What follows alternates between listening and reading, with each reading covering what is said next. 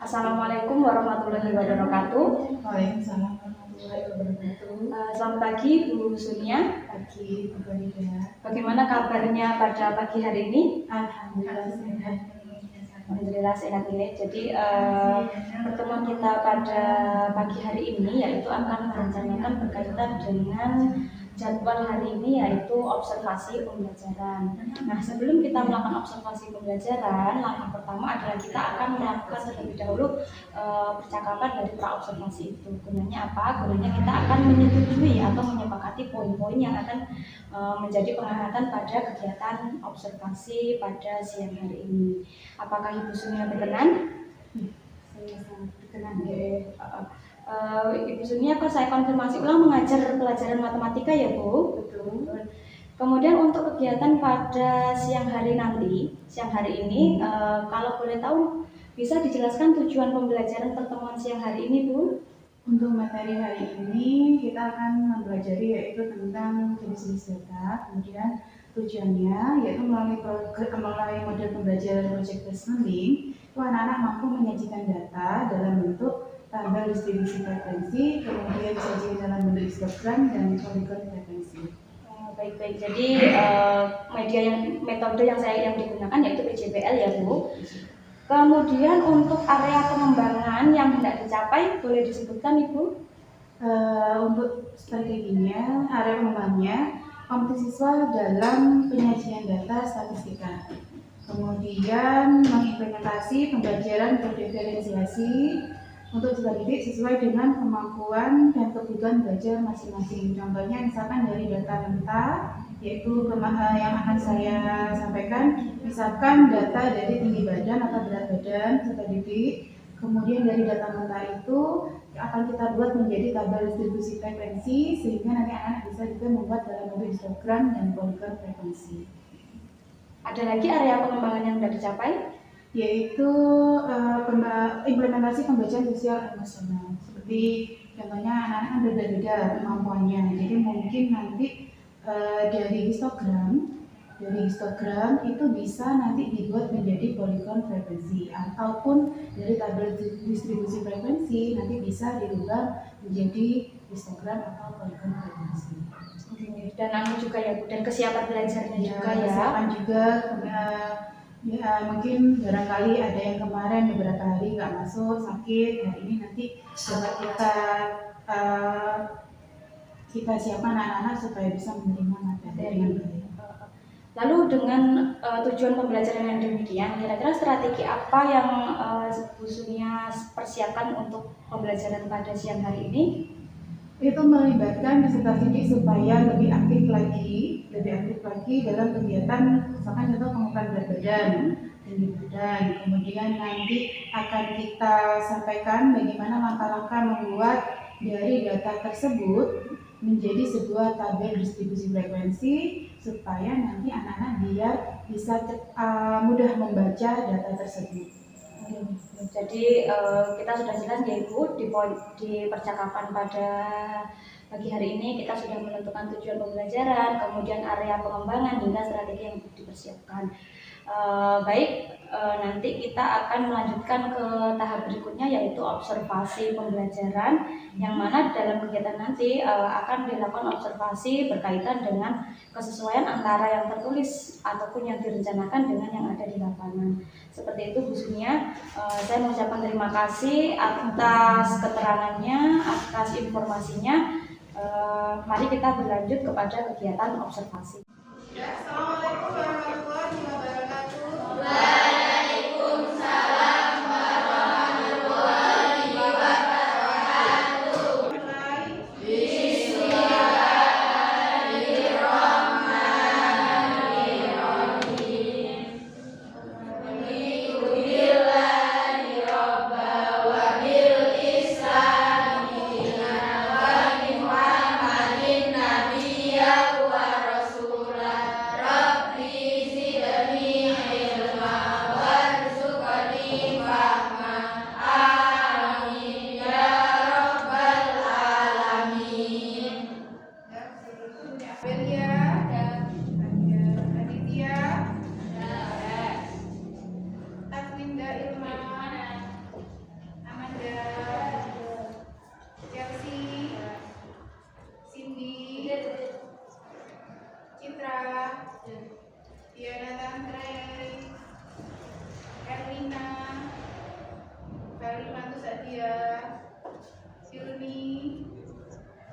Imro'atul Mufidah, Intan, Jessica,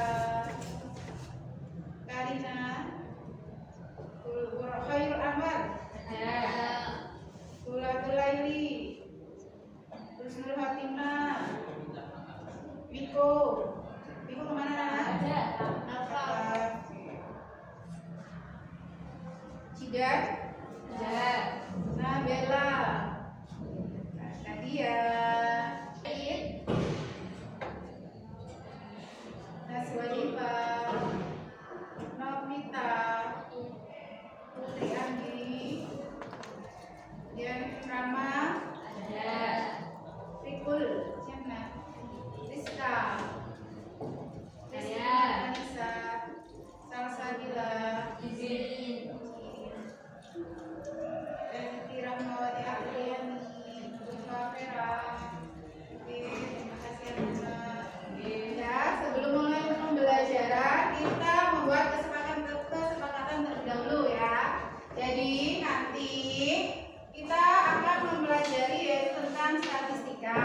Oke. Sebelum lanjut ke materi yang lebih dalam, nanti kita akan membahas apa yang awal terlebih dahulu. Kemudian nanti bunyinya dengan kalian minta tolong ya. Jadi kalau menggunakan HP, kalian boleh menggunakan HP tapi digunakan sebagai untuk pembelajaran ya. Kemudian untuk nilai jangan seperti kemarin. Jadi kalau nilai sudah selesai langsung dikumpulkan. Oke, kalau ada kesulitan bisa nanti ditanyakan. Nah sekarang yang kita akan bahas yaitu tentang statistika. Ada yang sudah pernah dengar apa itu statistika? Belum lupa? Pernah dengar apa itu data? Nah, jadi statistika itu adalah ilmu matematika yang mempelajari bagaimana cara kita yang pertama mengumpulkan data. Yang kedua, setelah mengumpulkan dia apa? Diolah. Setelah data. Jadi data itu adalah sekumpulan dari beberapa informasi. Dan sekumpulan bagian kecil dari data namanya datum. Contoh ya, satu kelas 10 AKL berapa jumlah siswanya? 34. Cowoknya ada berapa? 6. Cowoknya ada berapa? 28. Itu termasuk data atau tidak? Nah, jadi kumpulan dari beberapa informasi itu dinamakan data. Bagian kecil dari data adalah datum. Nah, sekarang kita akan membedakan jenis-jenis data. Contoh ya, data kualitatif dan data yang pertama data kuantitatif. Yang kedua data kualitatif. Nah, kalau data kuantitatif ya kita mulai dari Bella. Di sini sudah ada jenis-jenis data. Bella tinggal nempel mana yang kuantitatif, mana yang kualitatif. Nempel taruh mana yang pertama.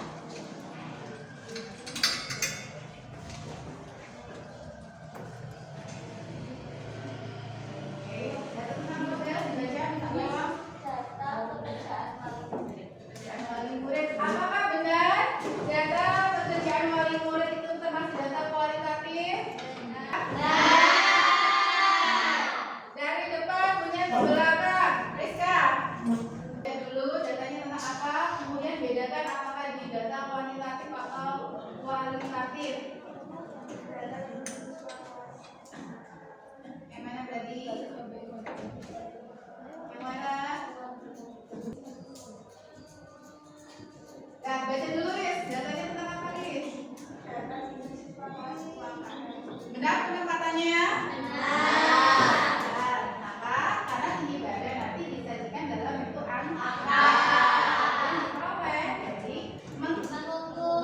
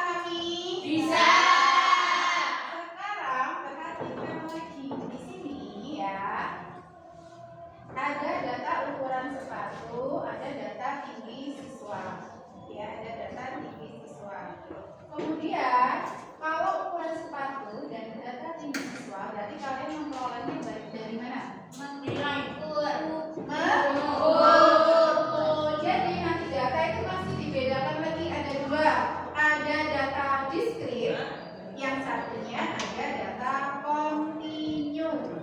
Kalau data berat badan kalian memperoleh dari mana? Timbang.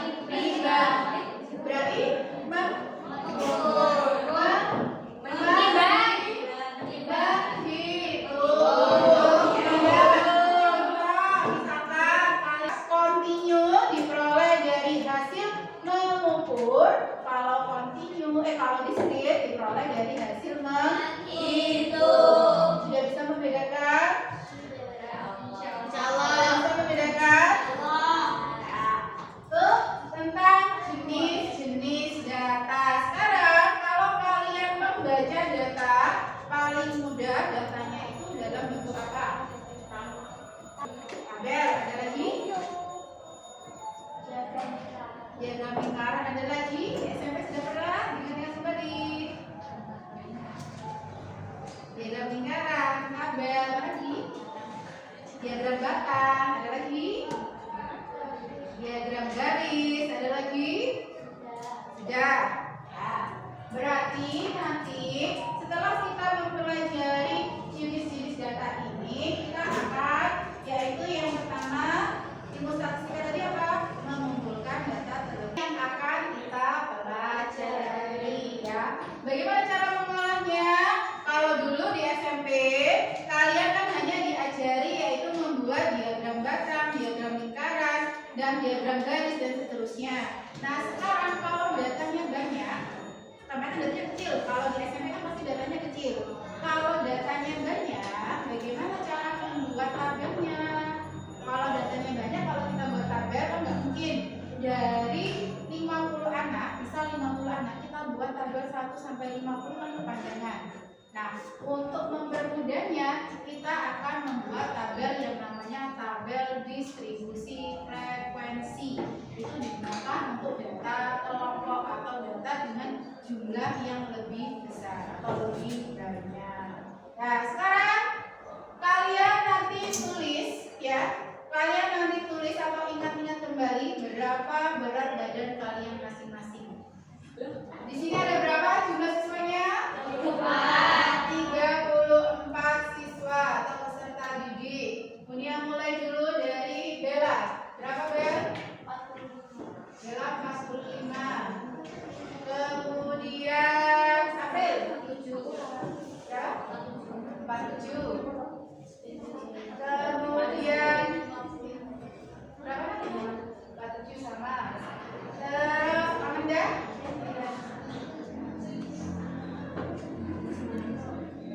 Lanjut, Putri. Kira-kira berapa dulu? Berapa? Ini ya, Beb. Ya. Terus Tantri 45. Kemudian Jessica.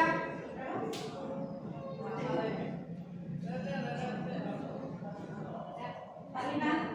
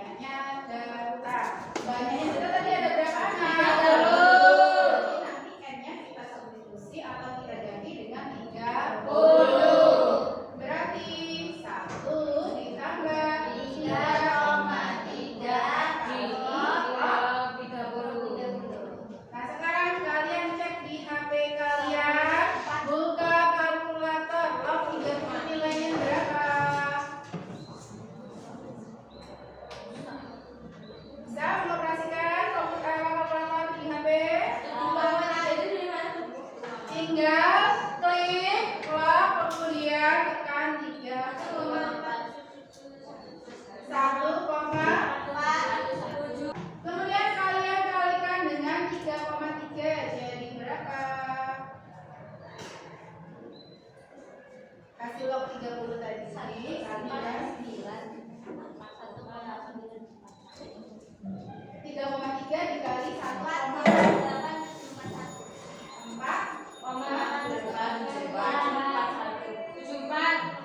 jadi ya. Nah, kemudian ditambahkan dengan 5,874. Kemudian kita bulatkan jadi berapa? Bulatkan jadi berapa? 6. Berarti nanti banyak kelasnya itu ada 6. Langkah selanjutnya yaitu menentukan panjang kelas. Kelihatan ya? Panjang kelas itu bisa dinotasikan dengan P. Ya. Panjang kelas rumusnya jam bawah atau ring dibagi banyak kelas. Jadi tadi ringnya berapa? Kesamaan berapa? 25 dibagi banyak kelasnya 6. Berarti 25 dibagi 6 4,16. Kalau dibulatkan jadi berapa? 4. Kalau dibulatkan desimal kurang dari 5 berarti membulatkannya ke bawah ya. Kalau lebih dari 5 berarti membulatkannya ke atas. Ya. Sekarang kita buat tabelnya. Ibu mau tanya, silakan. 3,3 itu dari mana? Rumus. Iya, jadi rumusnya untuk menentukan banyak kelas itu 1 ditambah 3,3 kali log n. Yang berubah hanya nilai n-nya sesuai dengan data yang ditanyakan. Nah, ada lagi pertanyaan sebelum lanjut? Ada? Yakin? Bisa dilanjutkan berarti ya? Oke.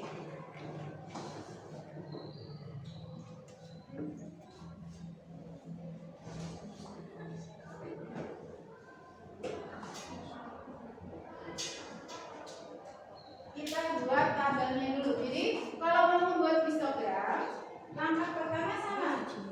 Tentukan jangkauan banyak kelas dan panjang kelas. Nanti dari tabel distribusi terus. Tahu terus? Tidak. Pernah lihat perhitungan pemilu kemarin? Perhitungnya bagaimana? Satu kalau 5 dikali ya. Itu namanya perhitungan lurus. Oke? Kemudian 35. Ya, panjang kelasnya berapa tadi? 4. Maka untuk ke bawahnya ditambah 4. 35 tambah 4 berapa? 9. Tambah 4 lagi. Tambah 5 lagi. Tambah 4 lagi. 1, 2, 3, 4, 5. Tadi kelasnya ada berapa? 4. Kelasnya banyak kelasnya. Ada 6. 1, 2, 3, 4, 5, 6. Kurang 1. Tambah 5. 5 lagi. Kemudian perhatikan lagi. Setelah 30 sebelum 39 berapa? 8. Ya. Di sini berapa? 4. Berapa lagi? 6. Berapa lagi? 50. 50. Berapa lagi? 54. Berarti di sini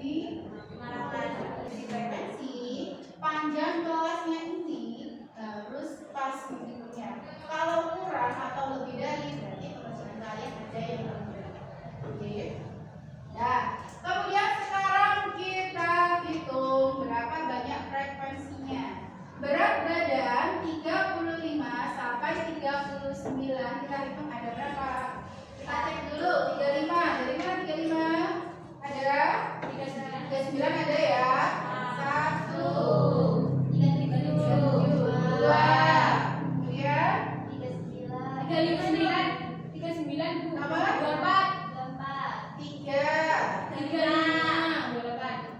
27. Nomor 28 35. 28, 35. Sudah ada lagi? 1, 2, 3, 4, 5. Nanti sini buat 1, 2, 3, 4, 5. Tinggal diganti dengan 5. Sampai sini bisa membuat tabel?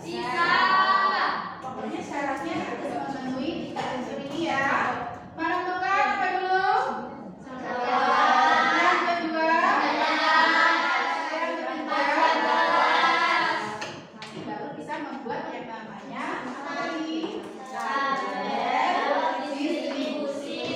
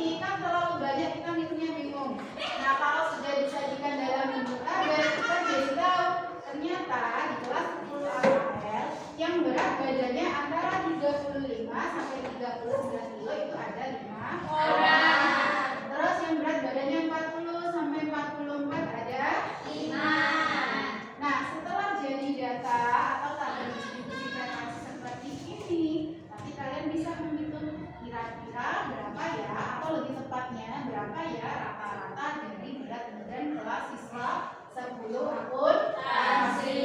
Itu kita pelajari ke pertemuan selanjutnya. Dari sini ada pertanyaan? Iya.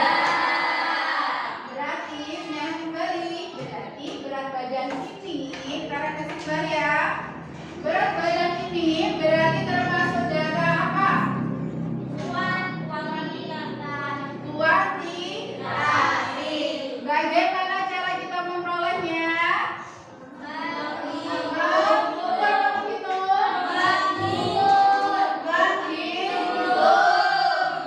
menghitung berarti diskrit apa kontinu? Diskrit apa kontinu? Jadi dilihat dari cara mempelajari jenisnya itu data itu tadi ada berapa? Dua saja. Diskrit dan kontinu. Saja. Contohnya kalau diskrit apa saja contohnya? Berat badan, Lagi. harga, Kemudian lagi. Tinggi badan pas apa? Kontinu karena tinggi badan daripada hasil Terus data yang lagi menurut jenisnya tadi dibagi dua, ada data apa saja? Berarti berat badan masuk kuantitatif apa kualitatif? Karena datanya diperoleh dari hasil menghitung dan berupa angka. Udah paham? Oke, untuk pertemuan selanjutnya berarti kita bisa melanjutkan yaitu dari tabel distribusi frekuensi besok akan kita rubah dalam bentuk histogram dan poligon frekuensi. Dan kita akan menyajikannya nanti kita akan membuatnya dalam bentuk Microsoft Excel ya, dalam bentuk Microsoft Excel. Untuk pembelajaran selanjutnya. Di sini ada pertanyaan? Tidak. Oke, kalau tidak ada pertanyaan, ingat tetap masuk seperti biasanya. Kalau izin, jangan lupa memberikan pemberitahuan ya.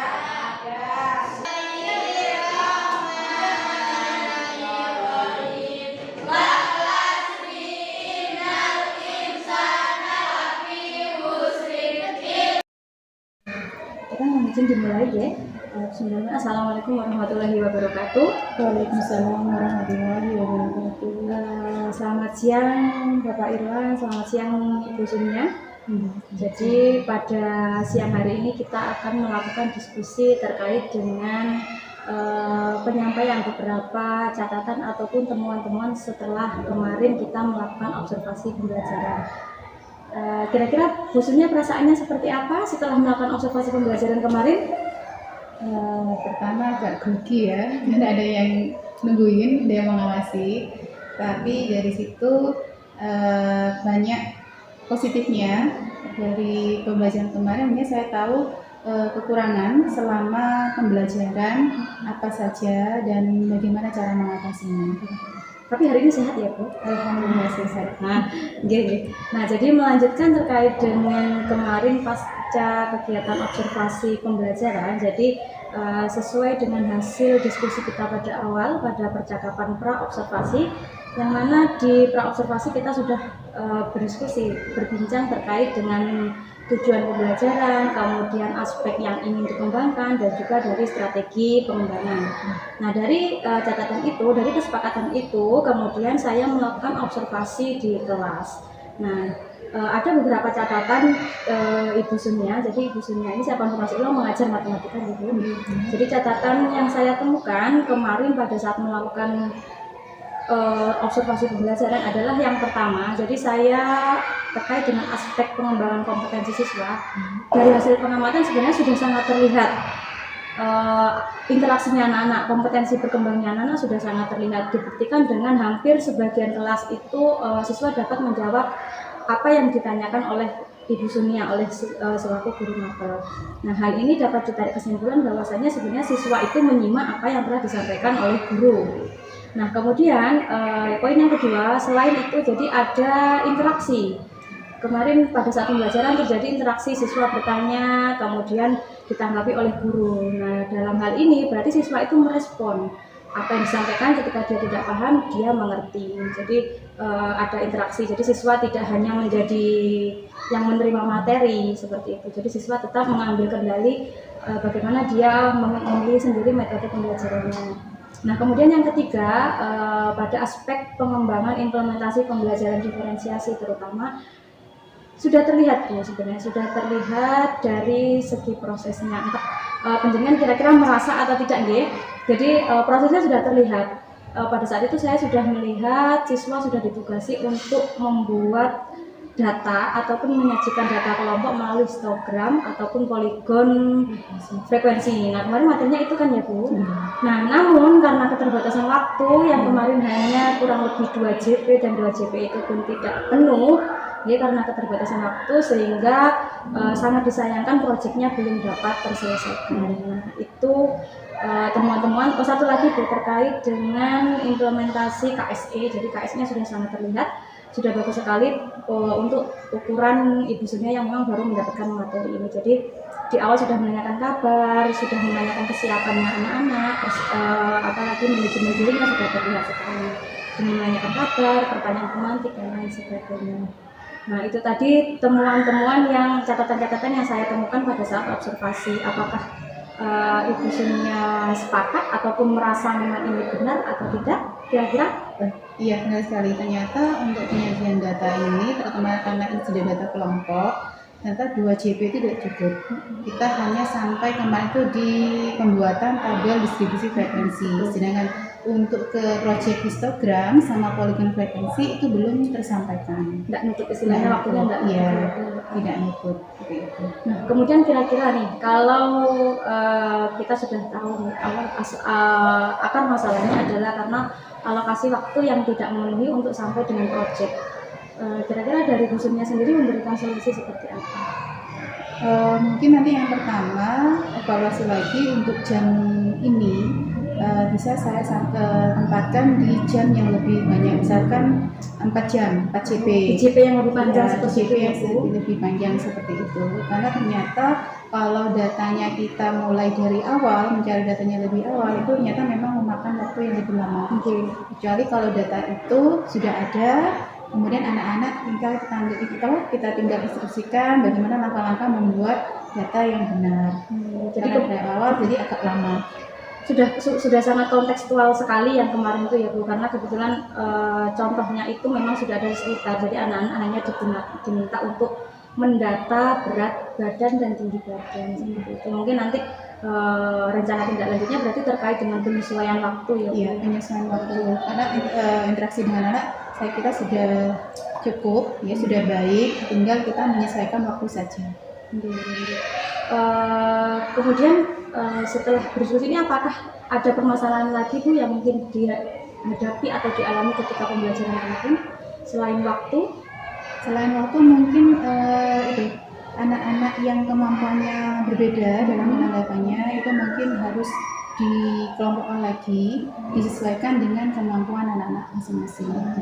Sudah sebenarnya secara tidak langsung dari hasil diskusi kita ini sudah muncul solusi, yaitu bagaimana terkait dengan pemanfaatan ataupun pemetaan kembali alokasi waktu terutama, dan yang kedua adalah sintaks pembelajaran, penerapan diferensiasi itu tadi ya Bu. Baik. Kemudian misalnya, jadi setelah diskusi siang hari ini, bagaimana perasaan Bu Sunia terkait dengan permasalahan yang dihadapi setelah kita berdiskusi? Apakah menjadi menambah PR lagi atau menjadi kepikiran atau mungkin lebih plong seperti itu? PR iya, tapi PR-nya dalam hal positif. Jadi namanya perubahan kan masih ada. Jadi nanti mungkin dari sini saya bisa tahu ternyata untuk materi seperti ini waktunya harus lebih panjang lagi. Kadang kan kalau dulu materinya mungkin nggak sepanjang ini karena ini sudah kurikulum merdeka jadi lebih lama. Tapi insya Allah nanti dari sini selain PR juga jadi plong buat saya. Semoga nanti di kegiatan-kegiatan pembelajaran selanjutnya kita semua, saya dan panjenengan bisa saling berbenah ya Bu, bisa saling berbenah supaya apa? Supaya pembelajaran ini memang benar-benar nanti tersampaikan oleh siswa, karena bagaimanapun hakikatnya kita ini adalah pelatihnya anak-anak, bagaimana kita mampu memberikan pendidikan pembelajaran yang berkualitas yang berpihak pada peserta didik. Seperti itu Bu. Terima kasih Bu Sunia atas waktu yang diluangkan untuk kita bercakap seperti ini. Semoga nanti kita bisa kembali berdiskusi untuk hal-hal yang lebih positif lagi. Terima kasih Bu Sunia.